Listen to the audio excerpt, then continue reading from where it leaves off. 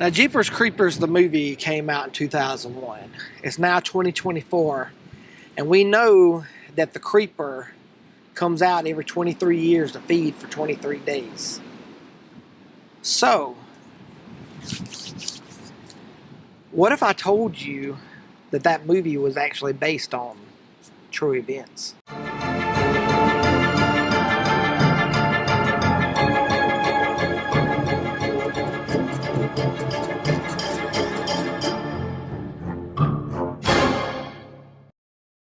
What you're looking at is the final resting place of Dennis Depue. Now, this man is the man that would inspire the movie Jeepers Creepers. Dennis was married to a woman by the name of Maryland. They had 3 children, 2 daughters and 1 son. It was said that their marriage had basically grown to become loveless. And basically, Marilyn wanted out. Dennis was kind of controlling, and she felt like she needed to make her own decisions in life. So in 1989, she filed for divorce. Now, Dennis was very hesitant about this. He didn't want a divorce, but it happened. So Dennis was pretty much like, she can have everything. I don't really want anything as far as the property. But he was granted bi-weekly visitations to the children, and he was granted access to a structure in the back of the house to use as his office. Now, Marilyn would go on to change the locks in the house, but there were several times where she would come home and Dennis would be sitting on the couch, and she'd have no idea how he got in. Needless to say, Marilyn was kind of terrified of Dennis. And his usage of this building to continue using it as his office was also a way to keep controlling his family. Now, on Easter of 1990, Dennis shows up to their house, and he's going to pick up 2 of the 3 children to take them for his visitation. The youngest daughter was like, I ain't going. Well, when he gets in, the son is very hesitant about making this trip also. So Dennis starts kind of roughhousing the son, and that's when Marilyn steps in, and she's like, he's old enough to make his own decisions, yada yada. Well, Dennis is like, he's already had this delusional concept that Marilyn was trying to turn the kids against him, so this in turn starts an argument. And needless to say, Dennis pushes Marilyn down a flight of stairs. She lands at the bottom, and he goes down there and continues to physically assault Marilyn in front of their children. The kids are screaming, stop, stop, and the oldest girl runs out of the house to go get help. This is the area where the house would have stood, would have been back behind these brushes here. And this is where, when they were fighting, the oldest daughter would have ran out of the house and ran to a neighbor's house to try to call the cops. This is labeled as a private area now.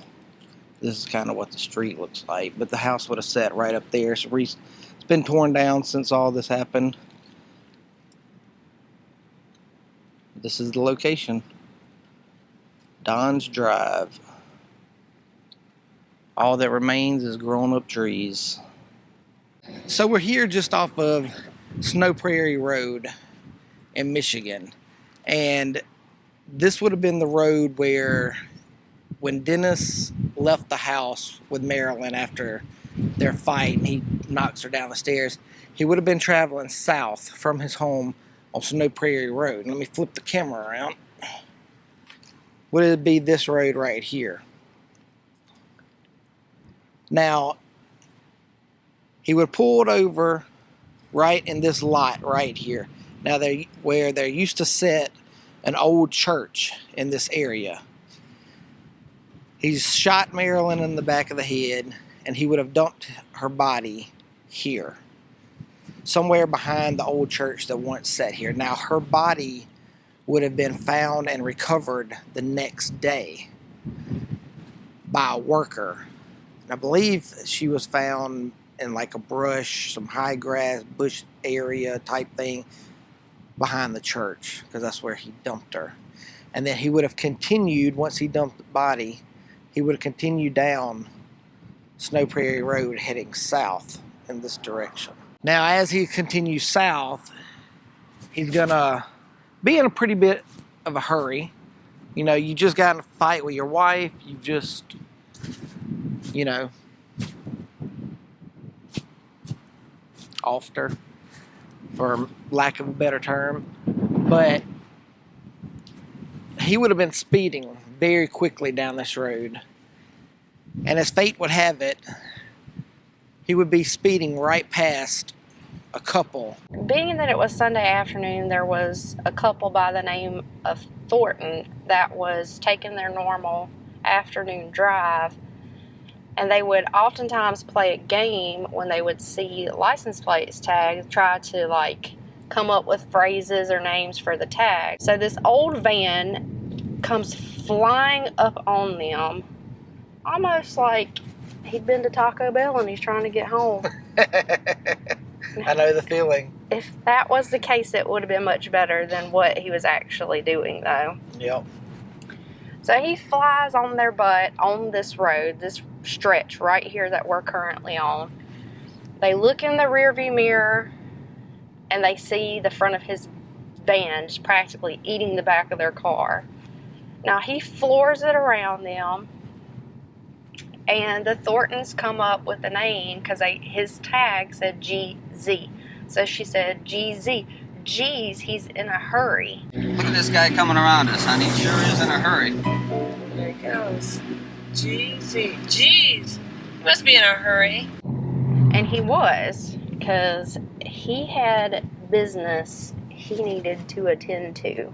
Bad business. Bad business. Bad business. You'll see the school just ahead up on the right. Now, the Thorntons would have continued their drive down this road. Now, it was here that they would have noticed something a little odd. In the back of the school. So they start slow rolling the school, because back over here, just to the side, they see a man messing with something that looks like a bloody sheet.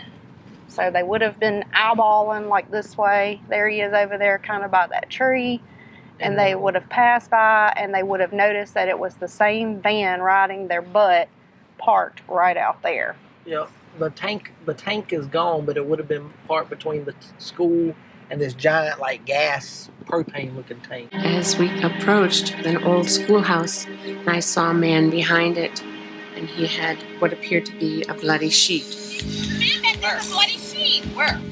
He's behind the building, right? As we continued passing the school, I saw the van parked between the building and a big tank. There's the van that passed us. Now, they would have continued on through this intersection right here. Was the one that passed us? Yes, I'm sure it was. It was the van that passed us. You know, discussing how weird it was and Like how that guy had been up to no yeah, good. that looks like blood and yada yada. I bet he'd been up to something. And, you know, they're like, I know that. I'm positive that was that van that just rode our butt and blah, blah, blah. Now, they would have continued on down this road, and shortly thereafter, Bum, bum, bum. Dennis Depue and his big, gaudy kidnapper van is back on their butt once again. Minutes later, the van pulled up behind them again and rode their bumper for nearly 2 miles.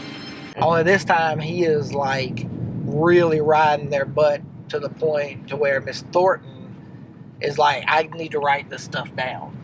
Yeah. And so she pulls out like a little pad and a pen, and she's writing down what she can remember of the tag, the GZ.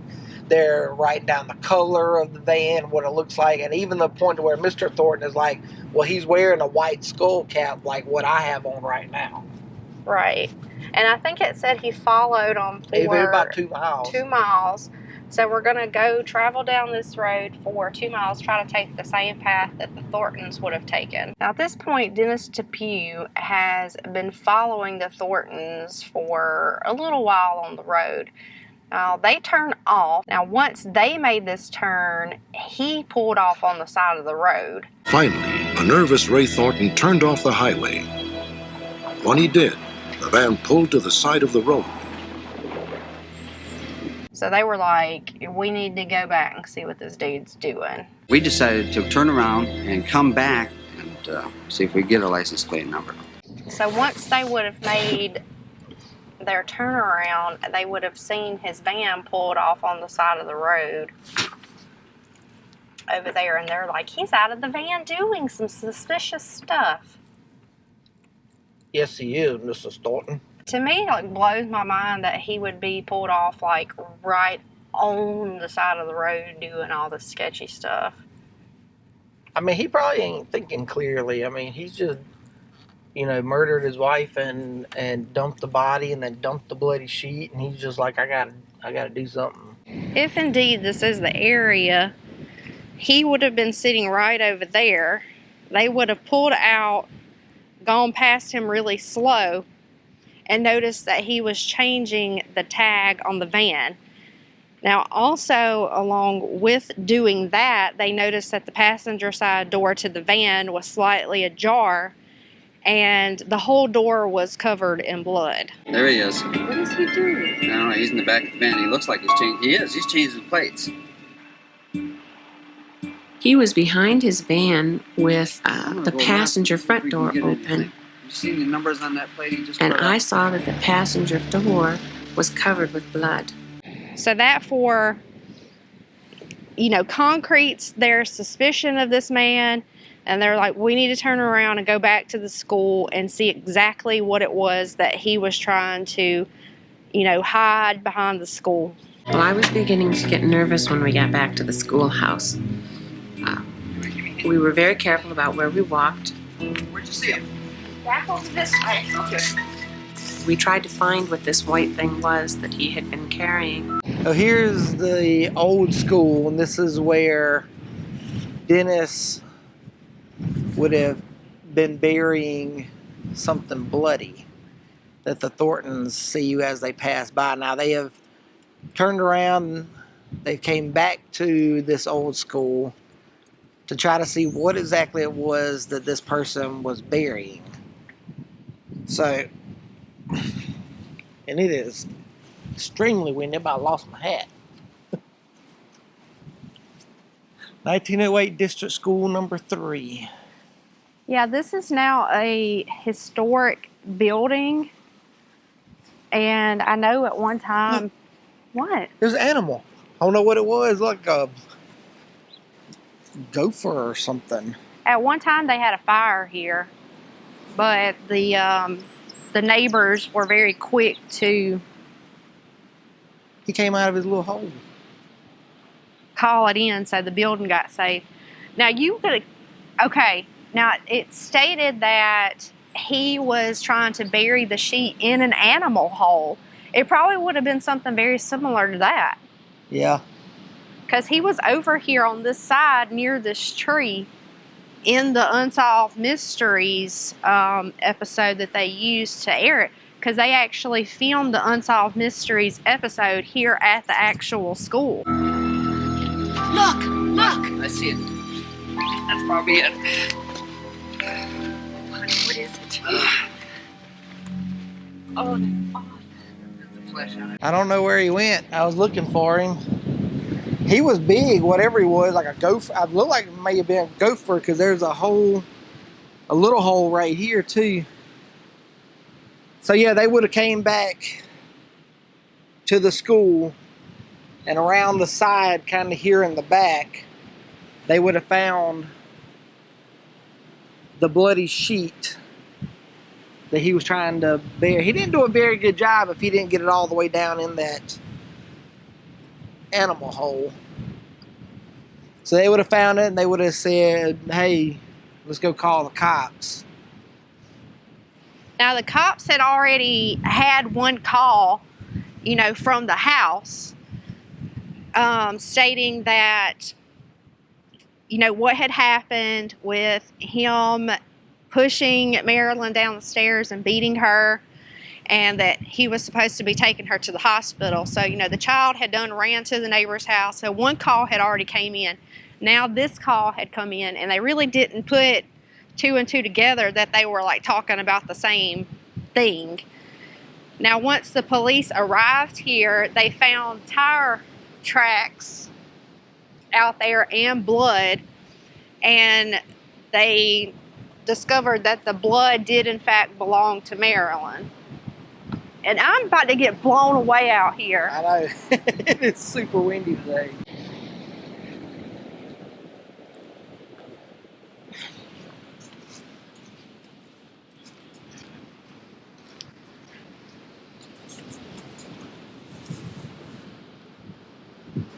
My hair is going to be so tangly.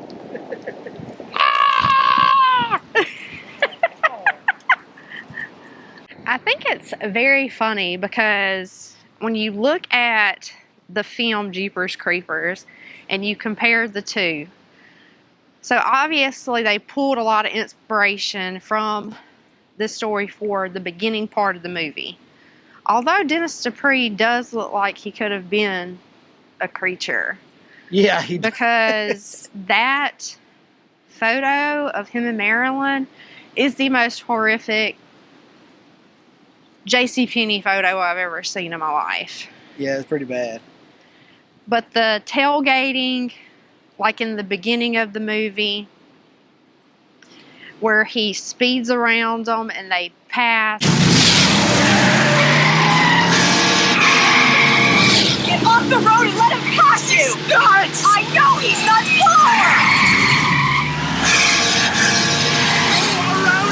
Pull! Even them doing the tag in the movie. Yeah, eat me. Or what is it, eat me? They think it's beaten. They think it's beating you, but it really is eating you. Beating you? That was the license plate on the van we just saw. BEATNGU. Yeah, doing the tag, him racing around them. They see him dumping the body. They're eyeballing it. What's he doing? The hell is that? You know, they continue on down the road. He once again gets on their butt again, runs them off the road.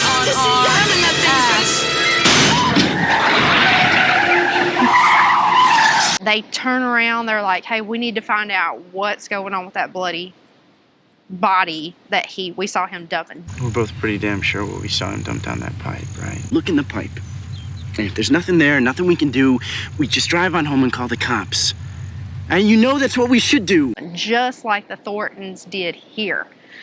And even though it's a church in the film, to me this school, because this school even has like a bell tower. Yeah. Like just like the church did.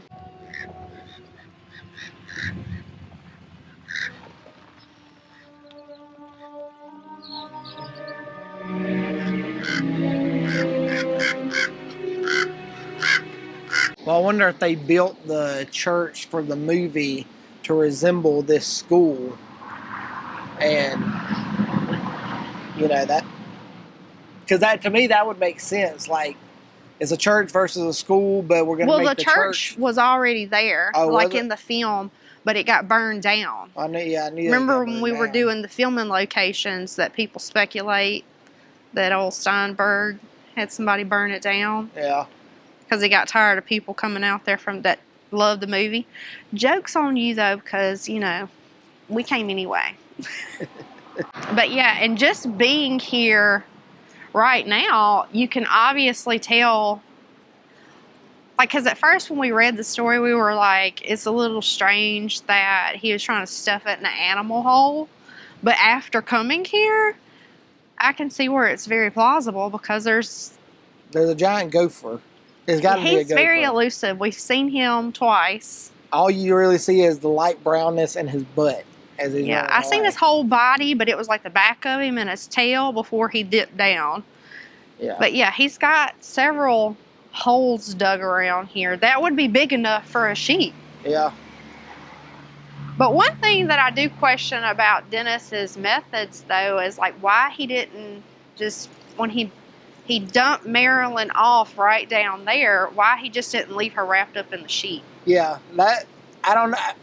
The only thing I could come up with, because that don't make sense, is maybe he figured that her being wrapped up in a white sheet with red stains on it would be more visible Maybe. from the road. Like, oh, what's that giant white thing, you know, laying out there, versus him, you know, dumping her without it and kind of blending in. Maybe so. Maybe so.